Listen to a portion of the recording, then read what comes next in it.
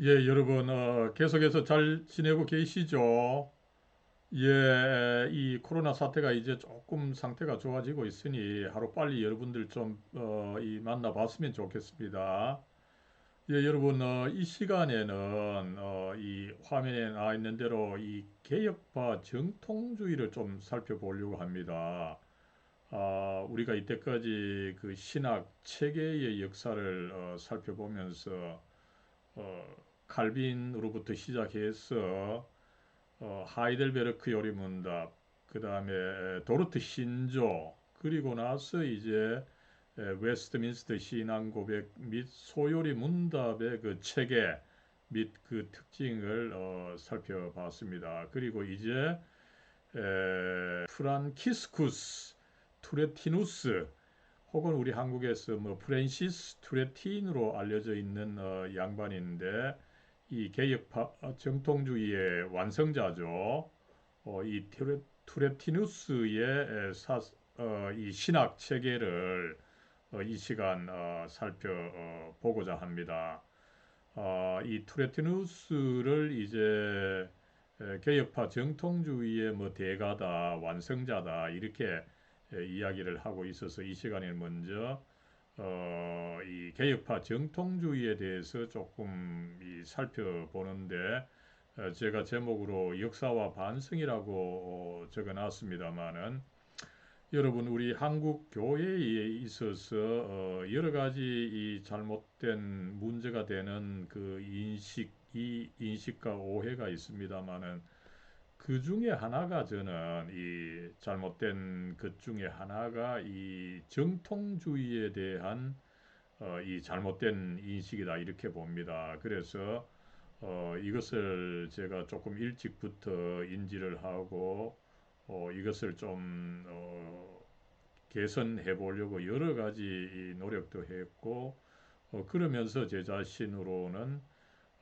이 정통주의를 잘 이어받아서 후세에까지 잘 전달했더니 이 청교도의 그 주목을 해 왔던 그런 그 개인적인 역사도 있습니다. 아무쪼록 우리 한국 교회에서 한국 신학계에서 이 정통주의에 대한 잘못된 인식이 있어서 먼저 우리가 투레티누스 정통주의를 살펴보기 전에 우리의 그 잘못된 인식을 먼저 우리가 반성해 보는 것이 필요해서 이 시간에는 이 한국에서의 이 잘못된 이 정통주의 인식을 한번 점검해 보고자 합니다.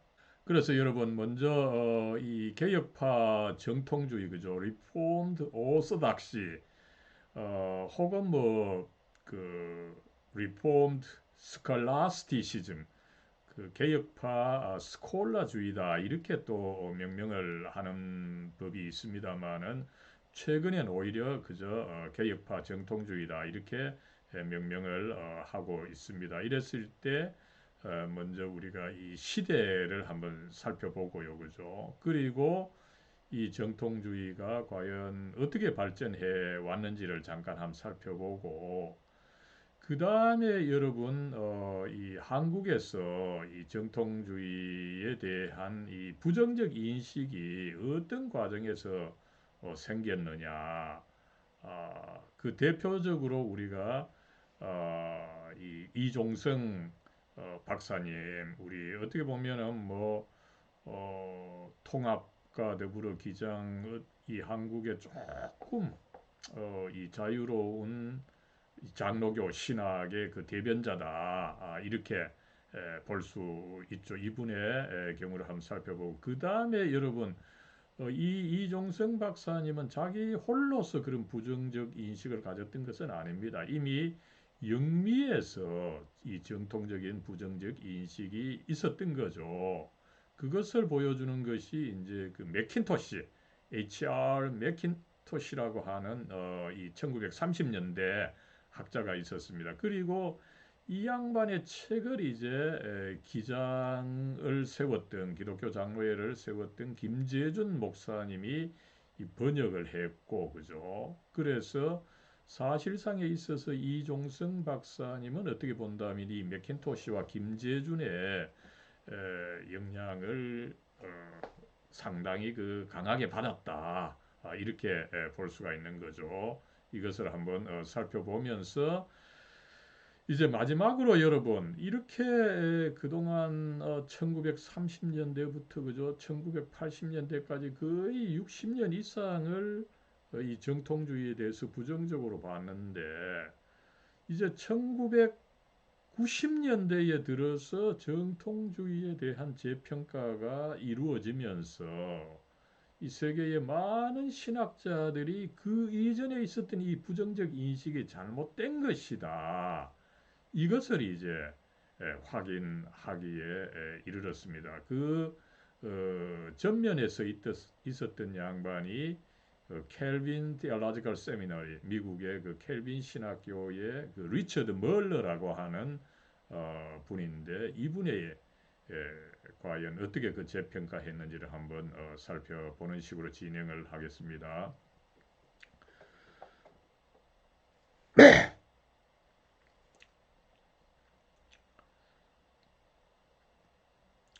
예, 여러분 먼저 이 개혁파 정통주의의 요 시대 구분 혹은 이제 개혁파 스콜라주의다 뭐 이렇게 명명이 되어 있습니다만 이제는 오히려 개혁파 정통주의라고 명명을 하고 있어서 이 명명법을 다루도록 하겠습니다. 여기서는 이제 이 정통주의 연구의 또 다른 대가죠, 그죠? 이 네덜란드 학자입니다만 빌름 벤 에슬트 그리고 이제 여러분들 쉽게 요사이 뭐 위키피디아에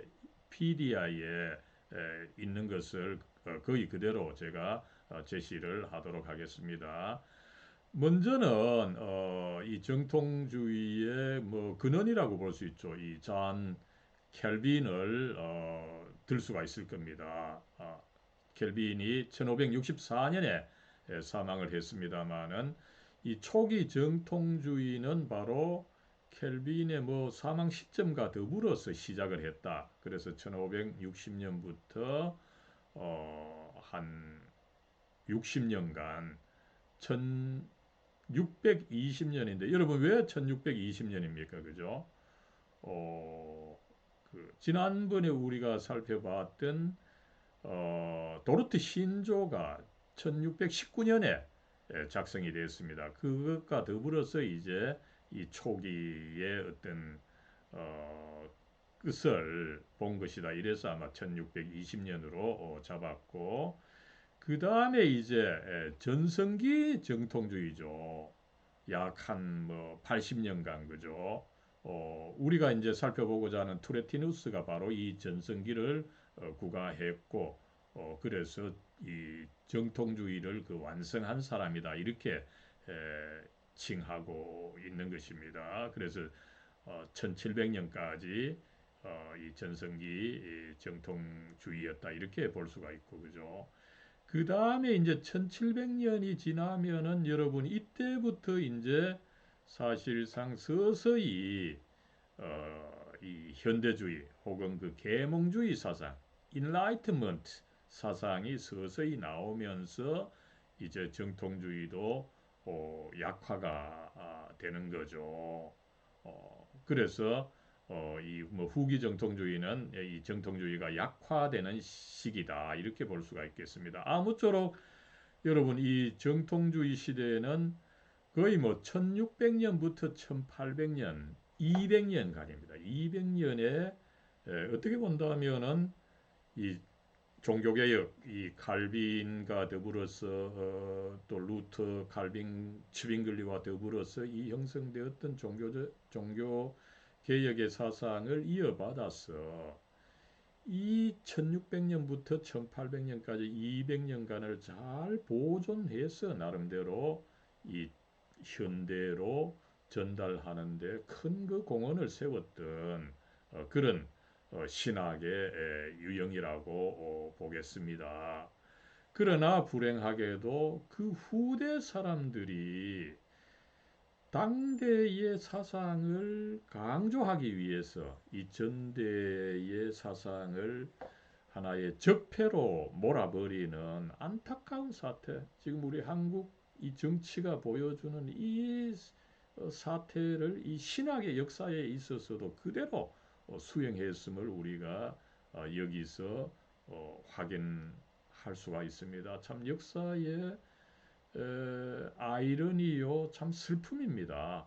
그리고 여러분 어쨌든 이런 것을 좀 자세히 알기 위해서는 우리가 최근의 그 연구 결과를 좀 참고하면 좋은데 이 네덜란드에서 이런 연구가 많이 이 집대성이 되고 있는 것 같습니다. 그 중 하나가 이제 이 쉘더휘스라고 하는 네덜란드 학자가 이제 편집한 것입니다만은 A Companion to Reformed Orthodox, 오소닥시 이 개혁파 정통주의에 대한 뭐 어떤 참고서다 뭐 이런 말이죠.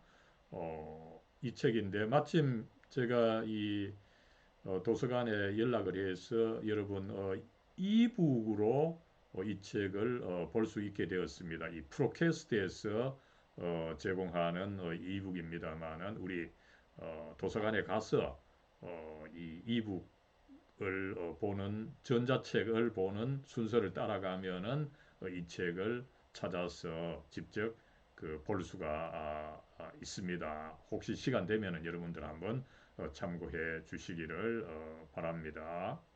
예, 그러면은 여기서 이제 정통주의가 뭐 크게 보면 어쨌든 그 한 200년간 이 1600년부터 1800년까지 이렇게 이제 발전이 되었는데 이제 그 이후에 1800년 이후 이제 계몽주의를 통해서 이제 현대로 들어서는 이 중요한 시점이죠. 이 1800년 이후에 어떻게 발전되었는지를 한번 살펴보도록 하겠습니다. 먼저 유럽과 이 북미를 좀 나누어 보도록 하겠습니다. 먼저 여러분, 유럽은 여러분들이 알고 있는 것처럼 1800년대부터 사실은 자유주의가 시작되고 있습니다. 그래서 이 현대 신학의 아버지를 일컬어서 보통은 슐라예르 마허다, 슐라이어 마허다, 그죠? 이 양반이 이제 1800년부터 나와서 이 현대 신학을 어떤 그 하나님보다는 인간의 그 신앙심을 강조하는 절대 의존의 감정으로 강조하는 이런 흐름이 있었던 거죠. 그래서 이 하나님의 어떤 그 주권, 예정적 역사 이런 것을 강조하는 정통주의가 이제 약화되면서 오히려 인간의 그 마음, 신앙심을 강조하는 이 현대 신학, 자유주의 신학이 이제 시작을 했던 것을 알 수가 있습니다. 그래서 슐라이르마흐를 이어서 어떻습니까? 알브레히트, 리첼, 투렐치, 아돌프 폰 하르낙 이렇게 해서 여러분 1800년에서 1914년까지 그죠? 거의 100년을 이제 이어갔던 것을 알 수가 있습니다. 그런데 그 연도가 1914년입니다. 1914년이 어떤 해입니까, 여러분?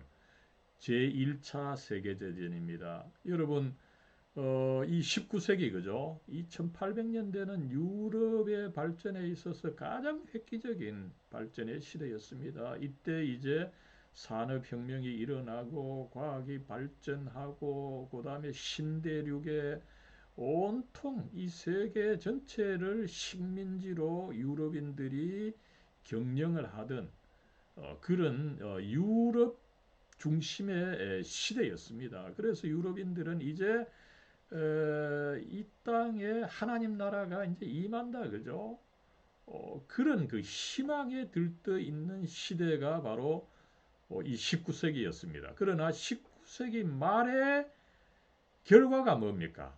세계 1차 대전이었습니다. 그죠? 그래서 오히려 이 세계 1차 대전을 경험하고 나서 인류는 다시 이제 비관주의가 그 팽배했던 것을 알 수가 있죠. 그래서 오히려 그 슈팽글러 같은 학자는 이제 서양 문명이 몰락했다. 그 알버트 슈바이처도 마찬가지죠. 서양 문명의 몰락이다, 그죠?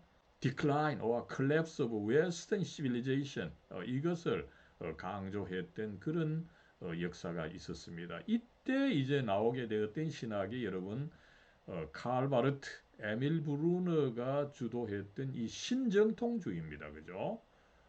이제 더 이상 인간의 어떤 윤리, 인간의 신심을 강조하는 것은 안 된다. 다시금 하나님의 말씀이다. 그래서 하나님의 말씀을 강조하는 이 칼 바르트 신학을 일컬어서 또 다른 말로는 하나님 말씀의 신학이다. 이렇게 명명한 역사가 있는 거죠. 그래서 이제 참 흥미롭게도 여러분 이 한국 교회사의 이해는 바로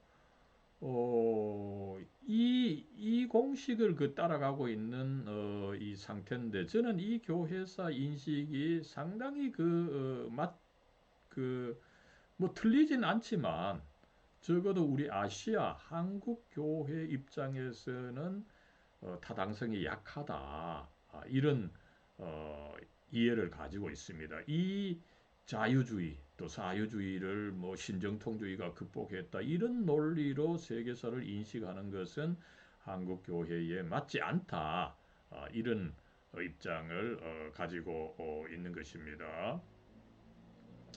그러면 여러분 유럽에서는 이렇게 자유주의가 팽배했을 때 미국은 조금 상황이 달랐죠, 여러분. 미국은 그 당시에는 여러분 어떻습니까? 아직까지 비행기가 발전이 되지 않았기 때문에 유럽과 영국, 유럽 대륙과 영국 그리고 미국은 상당히 이 고립이 되어 있었던 그런 상태였던 거죠.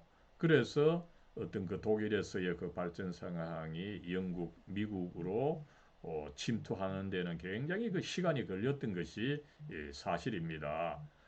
그랬을 때 이 북미에서는 오히려 계속해서 이 정통주의가 청교도들을 따라서 계속 그 발전하고 전파되었던 그런 역사가 있는 거죠.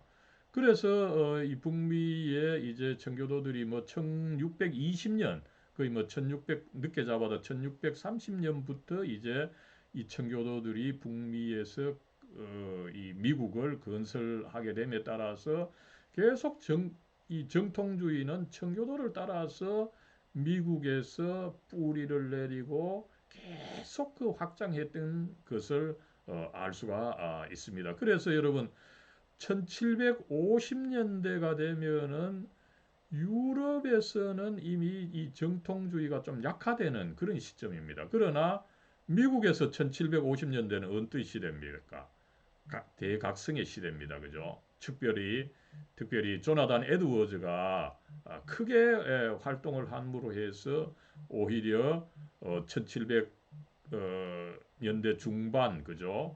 뭐 1800년대 초반까지 계속해서 이 정통주의가 오히려 이 북미를 지배하고 있었던 것을 알 수가 있습니다. 나아가서 심지어 여러분 미국에서는 오히려 전통주의의 전성기가 이 1800년대에 있었다. 이렇게까지 주장을 할 수가 있는 거죠. 특별히 이 프린스턴 신학의 이 어떤 지배 그 경향입니다. 이 프린스턴 신학교가 이제 1812년에 설립이 되면서 이 정통주의를 이제 수용을 해서 그것을 중심으로 1세기 이상 발전했던 것을 알 수가 있습니다. 그러나 여러분 이 프린스턴에서 그렇게 확고하게 1세기 이상 발전했던 이 정통주의가 특별히 이 현대주의 그죠? 이 진화론과 그다음에 미국의 어떤 그 다양한 이 정신의 충돌로 인해서 이 정통주의가 이제 약화되게 되고 특별히 이제 1930년대가 되면은 이제 프린스턴을 비롯해서 미국 동부가 어떻게 보면은 이제 그 자유주의 경향의 신학을 받아들이는 거죠. 그러다 보니까 그 프린스턴 자체가 이 정통주의를 버리게 되는 안타까운 그 사실이 있었던 거죠. 그러나 뭐 그러는 어간에서 미국은 여러분 굉장히 넓고 다양합니다. 그죠? 그래서 미국의 중부와 중부 쪽을 여러분 이 바이블 벨트라 그러죠. 굉장히 그 보수적인 기독교가 강한 그런 흐름이 있습니다. 남부도 마찬가지죠. 어, 이 침례교회가 대부분 그 보수적인 입장을 가지고 있습니다만은 그리고 또 이 네덜란드 이민들의 그 개혁파 교회들 이런 데서는 이 정통주의를 여전히 오늘날까지 수용해 온 이런 역사가 있음을 우리가 알 수가 있습니다. 이럴 때 여러분 우리 한국 장로교회는 어떤 입장을 취했습니까? 그죠? 아까도 뭐 이미 잠깐 말씀을 드렸습니다만은 한국 장로교회 중에 기장과 통합은 이미 뭐 이 보수적인 경향의 이 합동교회 이 박형용 박사와 갈등을 보이면서 이 프린스턴 개, 그 1930년대 이후 프린스턴을 따라간 거죠. 어, 이 동부의 미국 동부의 자유주의 경향을 따라갔다. 그럼으로써 정통주의를 거의 버렸다. 이렇게 볼 수가 있는 거죠. 이에 반해서 이 한국 장로교의 합동 측과 고신 등 보수파는 어떻습니까? 오히려 이 정통주의를 고수했던 웨스트민스터 신학교와 그 다음에 미국 중부, 남부의 그 보수적인 경향을 따라왔고 오늘날까지 이 두 경향은 뚜렷하게 이렇게 유지가 되고 있음을 우리가 알 수가 있습니다.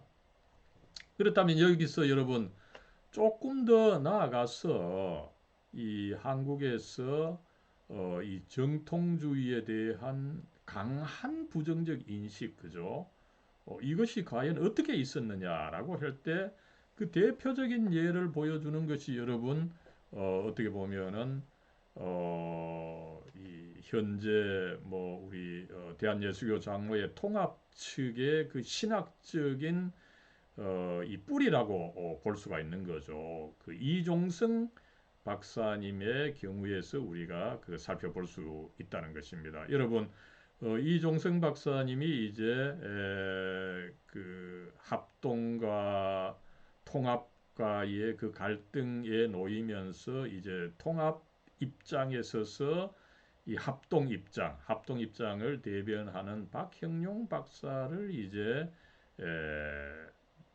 참 나이스하게 그래도 비판하고 그 반대를 했습니다마는 그런 그의 입장을 단적으로 보여주는 글 하나가 이제 1979년 이때 이종성 박사님이 어떻게 보면 뭐 전성기라고 해도 과언이 아니죠. 이때 이제 박형룡과 한국 장로교회라고 하는 글을 이 신학 사상에 발표했던 적이 있는데 그 중에서 이 정통주의에 대한 그 인식이 나와서 제가 한번 인용을 해보도록 하겠습니다. 여러분, 이제 이 이종석 박사님은 박영용 박사의 신학 사상을 이제 비판하기 전에 박형용 박사의 이제 그 뿌리가 뭐 칼빈주의다 혹은 이제 이 정통주의다 이렇게 보고서 뭐 칼빈주의, 정통주의 거의 같은 말로 쓰이고 있습니다만은 먼저 이종성 박사님은 이 칼빈주의의 그 신학의 문제를 이제 제시를 하되 그죠? 눈여겨 보십시오.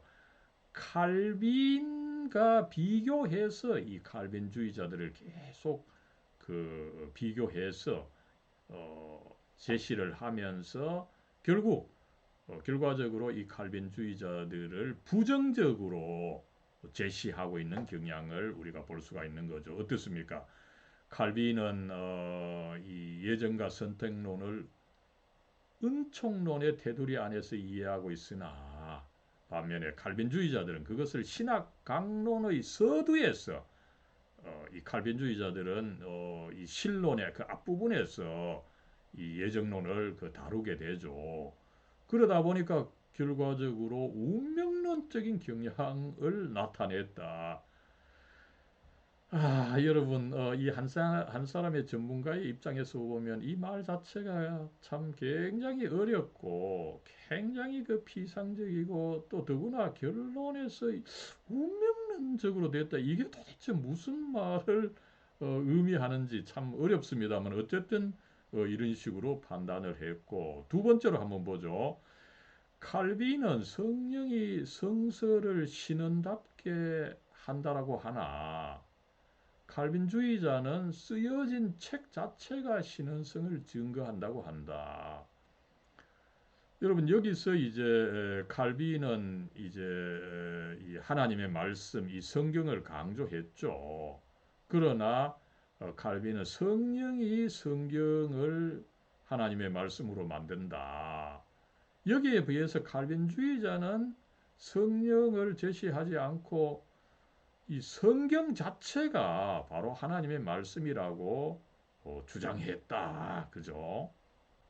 이것도 참 참 어떻게 보면은 자세히 우리가 연구를 해보면은 이 문제가 있는 이 어쨌든 주장입니다만은 어쨌든 뭐 이런 주장을 이종성 박사님이 했습니다.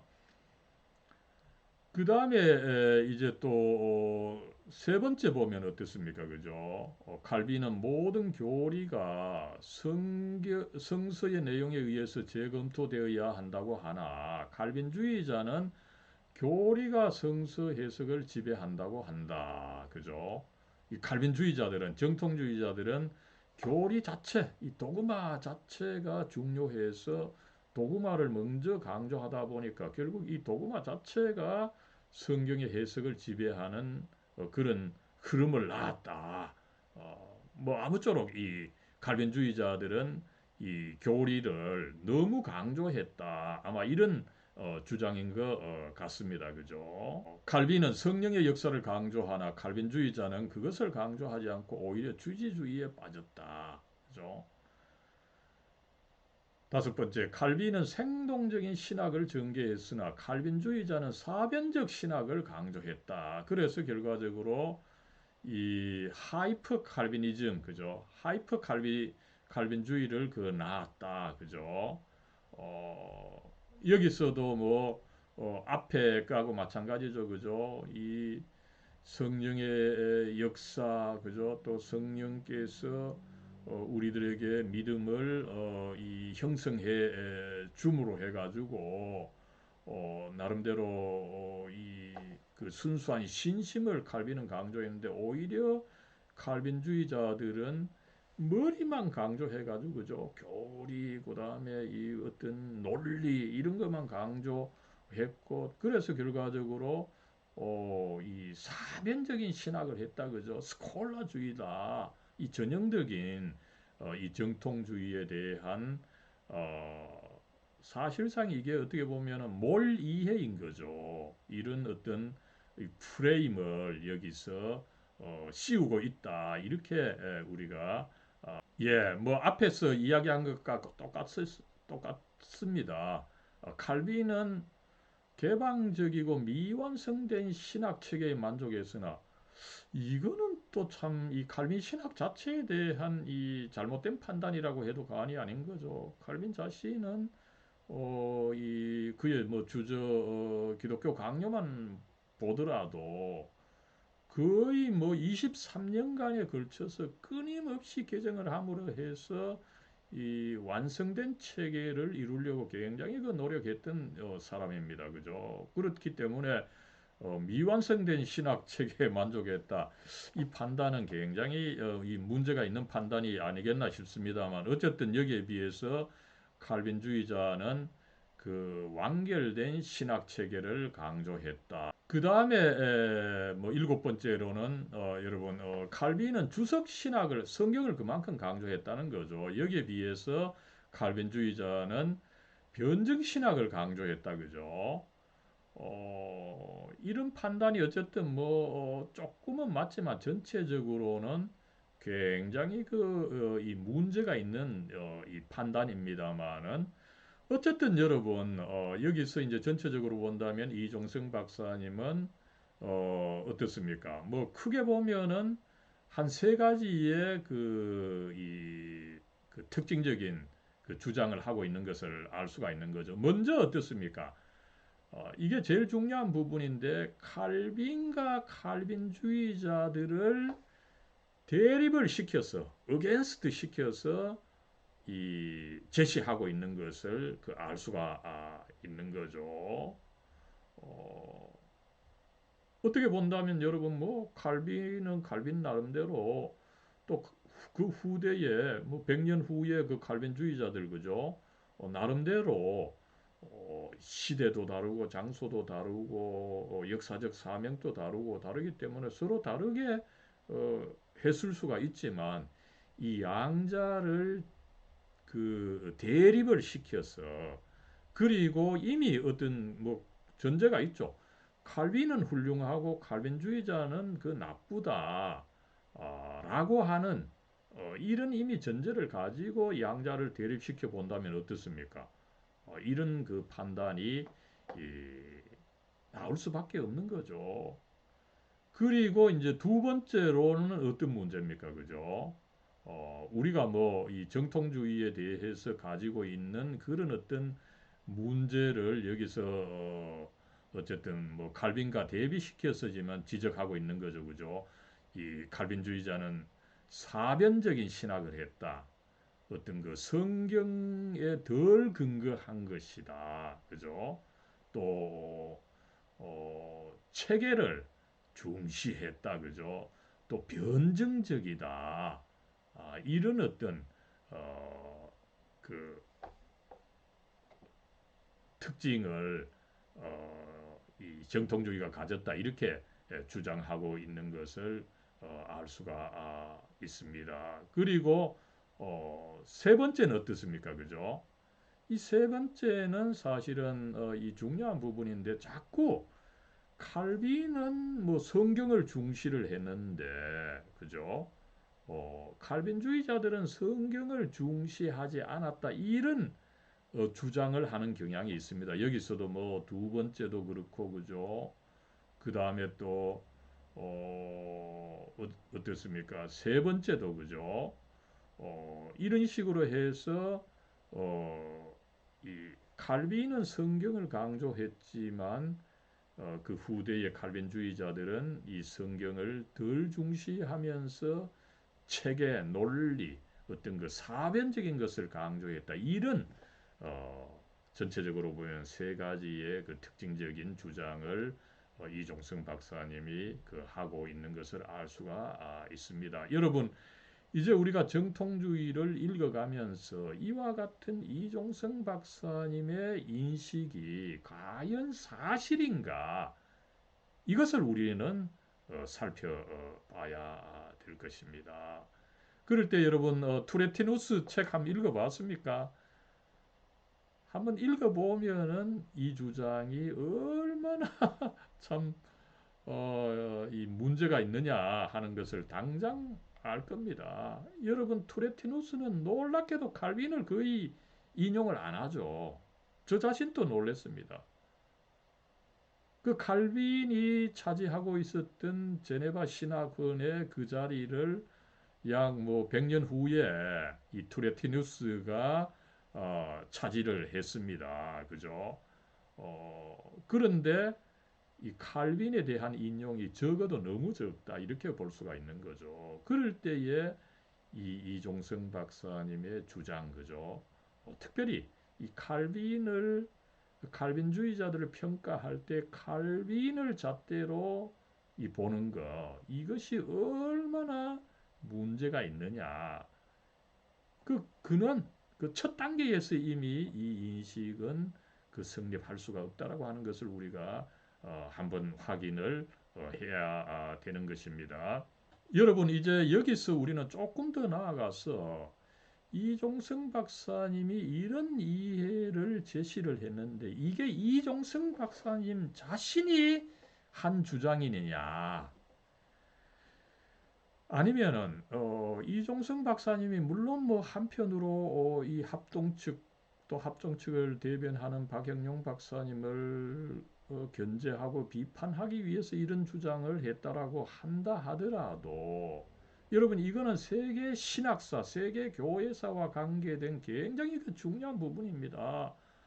이종성 박사님이 학자적인 어떤 그 양심에서 이런 주장을 그 자신이 과연 인지를 하고 이 주장을 했느냐? 그건 아닙니다, 여러분.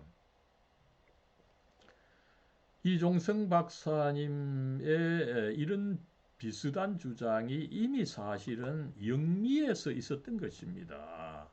그죠? 영국과 이 북미에서 이미 이 정통주의에 대한 부정적인 인식이 있었고 이 인식을 이제 단적으로 보여주는 사람이 이 맥킨토시죠. 1930년대 스코틀랜드 학자입니다. 그죠? 그리고 이분의 인식을 사실은 이종성 박사님보다 먼저 기장교회를 설립하셨던 김재준 목사님이 먼저 보여주셨고 그런 흐름을 이종성 박사님이 이제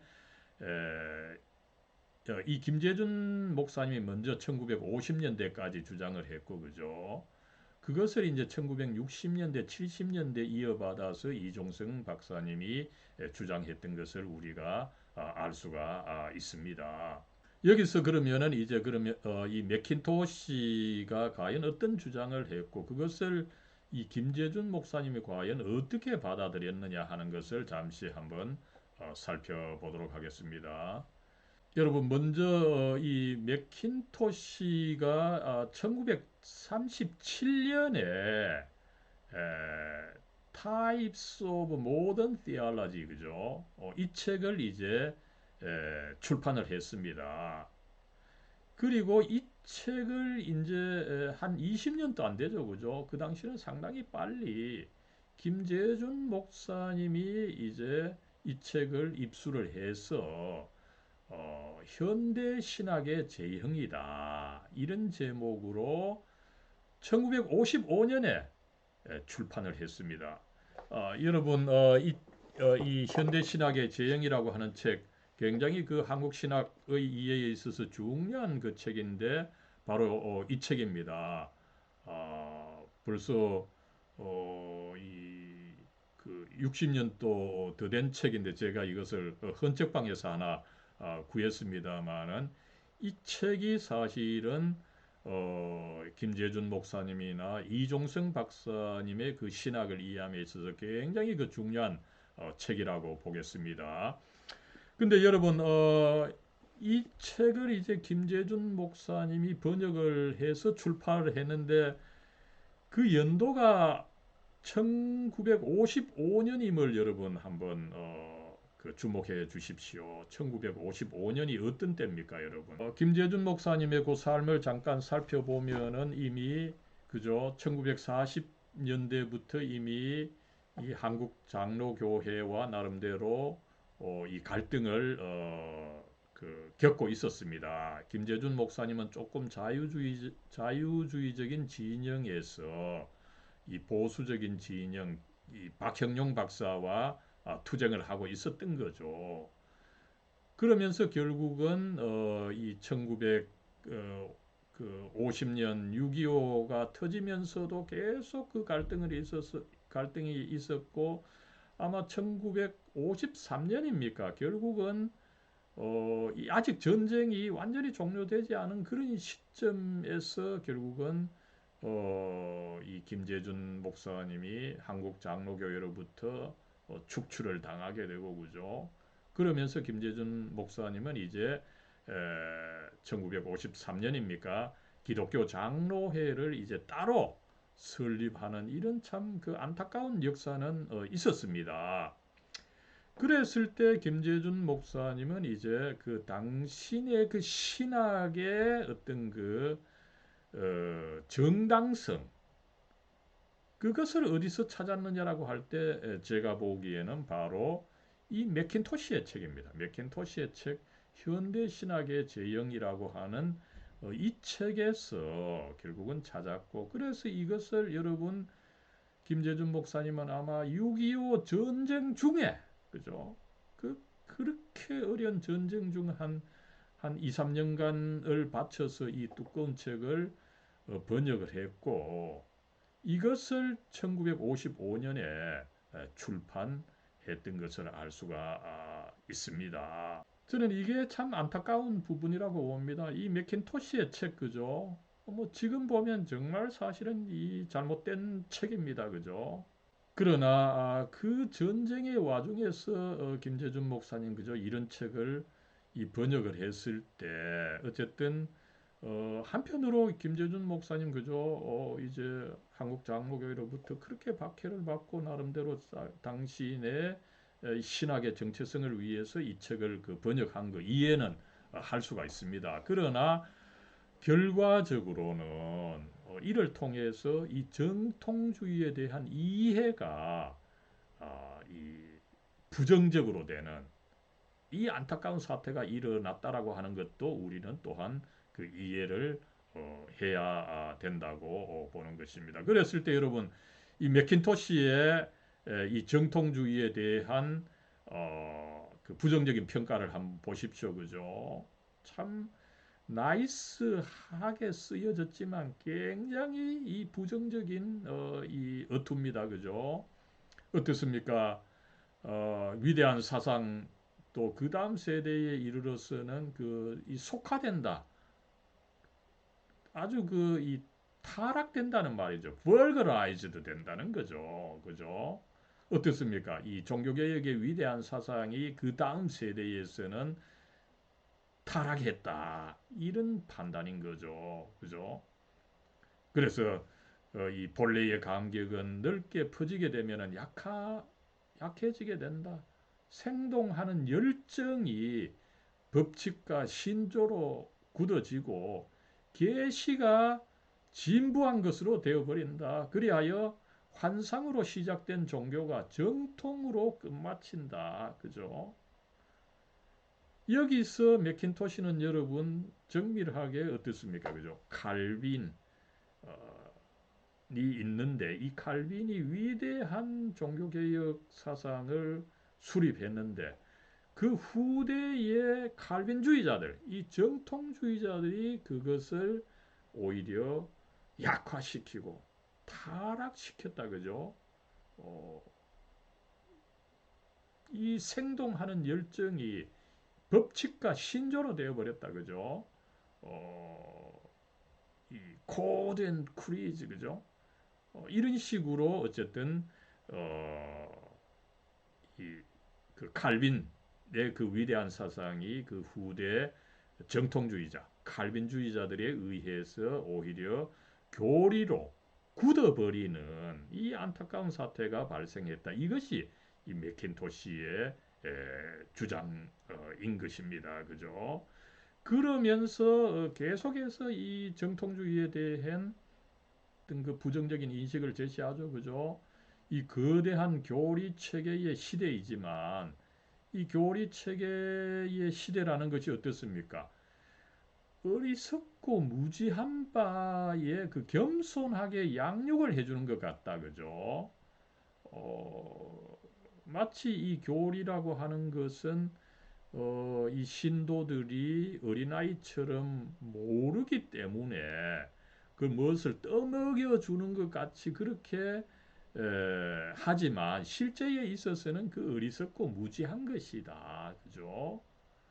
굉장히 어쨌든 이 정통주의를 이 단순히 이 부정적으로만이 아니죠. 그것이 어리석고 유치한 짓이었다. 그죠? 정말 어느 한 시대의 그 사상을 평가함에 있어서 이것보다 더 부정적으로 평가할 수 없는 방식으로 맥킨토시가 이 주장했던 것이 있었고, 이것을 여러분 김재준 박사님은 너무나 좋아하지 않았겠어요, 그죠? 그래서 어떻게 본다면 그 전쟁의 와중에 이 책을 그 어른이 그 번역했던 것을 우리가 한번 생각해 볼 수가 있는 것입니다. 여러분, 이 맥킨토시가 이렇게 정통주의를 부정적으로 봤는데 그뿐만이 아니라 상당히 그 많은 학자들, 윌리엄 호든이랄지 많은 학자들이 사실은 이 1930년대 그죠? 이 학자들이 정통주의를 부정적으로 본 것이 사실이고 그때로부터 시작해서 거의 1980년대까지 계속해서 거의 한 60년 이상을 이 정통주의에 대해서 부정적으로 이 평가한 그런 역사가 있었던 것입니다.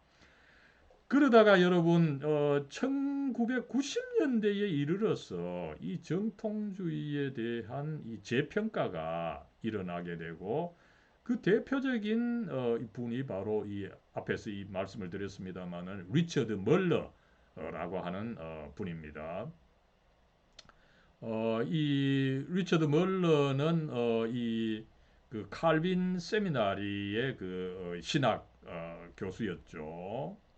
그래서 이 양반이 이제 이 그 정통주의, 칼빈주의를 누구보다도 정밀하게 그 라틴어 그 다음에 이 네덜란드어 그죠까지 그 공부를 해서 이 정밀하게 그 연구를 했던 것입니다. 나아가서 이 리처드 멀러의 스승이 이제 이 스타인메츠라고 하는 양반이 있습니다. 이 양반은 이제 이 종교개혁가들과 그 이전 이제 스콜라주의와의 그 관계를 연구했던 사람입니다. 그래서 이 리처드 멀러의 스승 스타인메츠는 사실상 종교개혁가들이 스콜라주의에 대해서 비판적으로 이야기를 했지만 이 종교개혁자들도 나름대로 스콜라주의를 그대로 가져온 것이다. 이렇게 해서 이제 이 스타인메츠가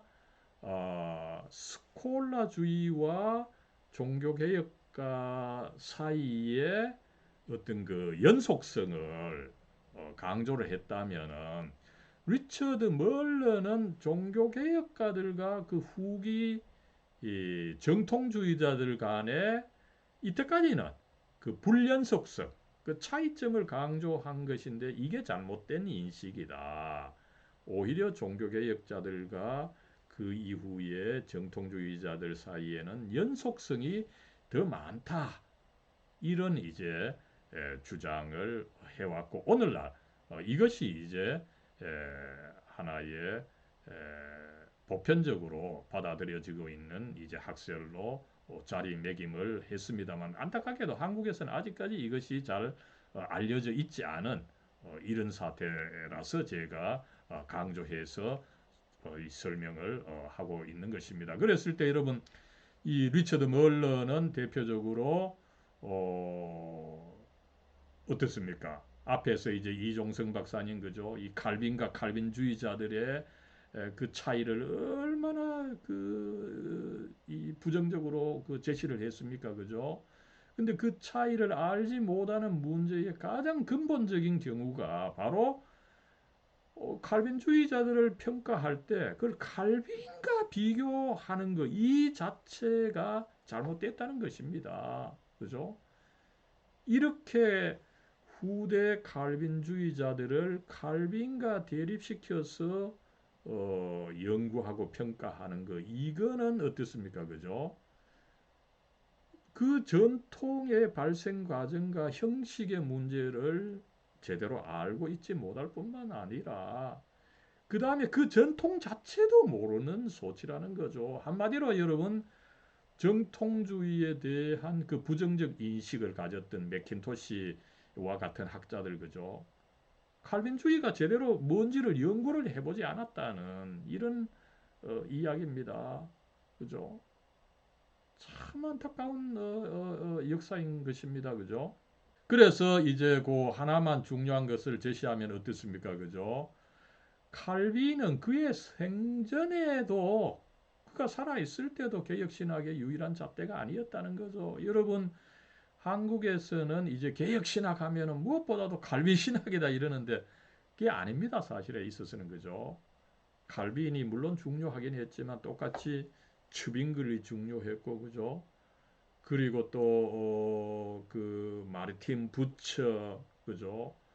그리고 또 심지어는 그 뭐 이미 다른 뭐 이 학자들도 같이 불링어 그죠?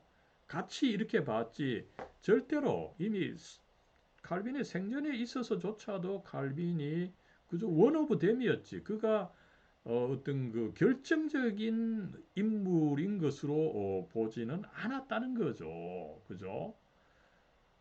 그래서 어떻습니까? 칼빈이 그 후 세대들의 그 잣대인 것으로 선택되어서는 절대 안 된다는 거죠. 그죠? 그래서 아까 제가 이미 이야기를 했습니다.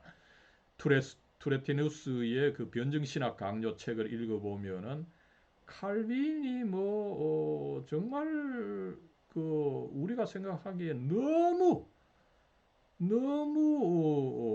인용이 안 되는 거죠.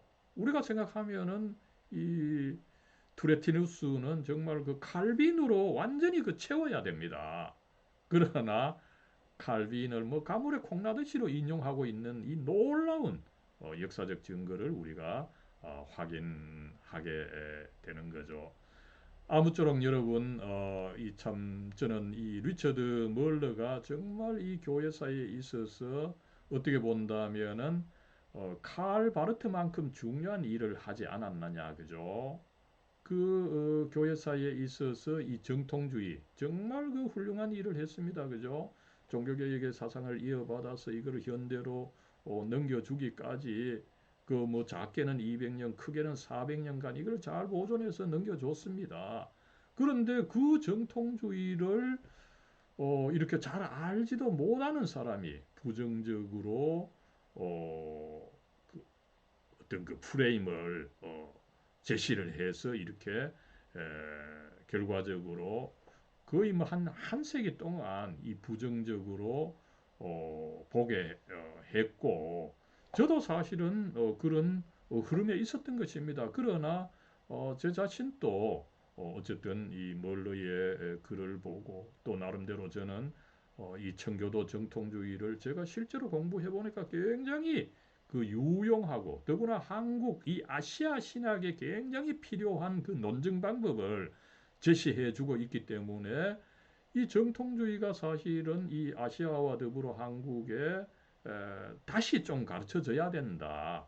이런 입장에서 제 스스로가 이 정통주의를 공부하고 이 가르쳐 온 역사가 있는데 아무쪼록 이 부정적인 인식으로 인해서 제 자신이 그, 그 잘못된 인식에 저도 한 3, 40년 이상을 이 부정적인 인식에 그 사로잡혔던 역사가 있기 때문에 참 어떻게 보면 화가 나는 거죠. 어떻게 그런 학자들이 제대로 된 참으로 그 연구를 해보고 그 제시한 것도 아닌 그런 그 자기네들의 그 상상 속의 어떤 그 이론을 제시했는데 그것으로 인해서 한 세기 동안 이 세계 신학계, 세계 교회가 잘못된 인식을 가졌고 나도 그 무리 중에 한 사람이었다는 것을 생각할 때 참 이 역사의 그 아이러니고 그죠? 참 그 슬픈 그런 느낌을 갖게 됩니다만은 어쨌든 우리가 이 정통주의에 대한 그 부정적 인식을 다시 한번 생각하면서 우리도 이 정통주의를 새롭게 좀 공부해 볼 필요가 있지 않느냐 이런 생각이 듭니다. 예, 여러분 여기서 일단 마치고 다음에 이제 투레티누스의 그 삶과 그 정통주의 거기서도 또 조금 더 오늘 지금 한 이야기를 조금 더 한번 해 보도록 하겠습니다. 예, 감사합니다.